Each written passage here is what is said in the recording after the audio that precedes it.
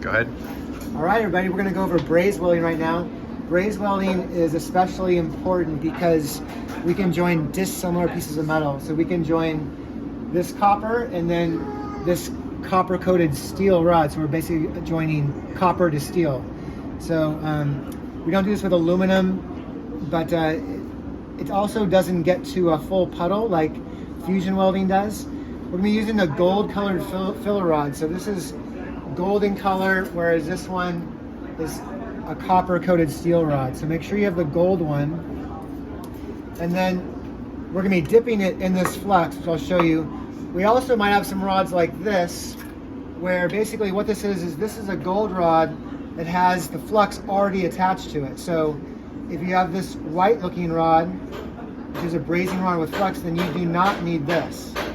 So I'm going to show you guys right now.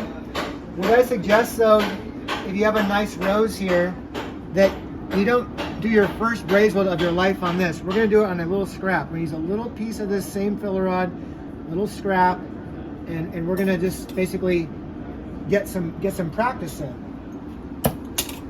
That's our plan. So we're going to have a neutral flame. If you want to add a slight touch of acetylene, you can. All right, so first step is I'm going to heat this up, 1000, 2, 1000, 3, 1000, and I'm going to dip it in the flux. So that's important.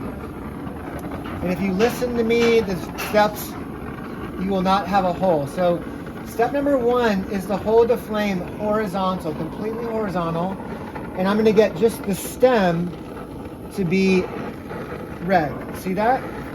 That took about 2 seconds. So first step, horizontal flame. Step 2 is I'm going to put the brazing rod in front of it and I'm going to melt onto the stem. So now the brazing rod just melted. It's on the stem, it's not on the copper. So now I have to carefully have the braze melt. See that right there? It just flowed. It just flowed. See that? Melted. You want to stop. Now, if I would have kept going longer, guess what's going to happen? A hole. The holes happen so quickly. You have to really make sure you have a horizontal flame, get the brazing rod on there, melt 1/4 inch of it, and then carefully do that. So now I'm going to move on to the rose. And depending on what you're doing, you know, it'd probably be best to wear the number 3 lenses. So I'm going to try that so I can see better. Okay, so again, here we go. Step 1. Okay, it's red. So that part's red.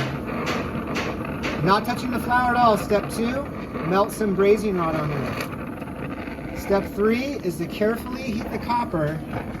Carefully heat the copper until it flows. So I'm just taking my time, and there it just flowed. See that? It just flowed. Let's do it again.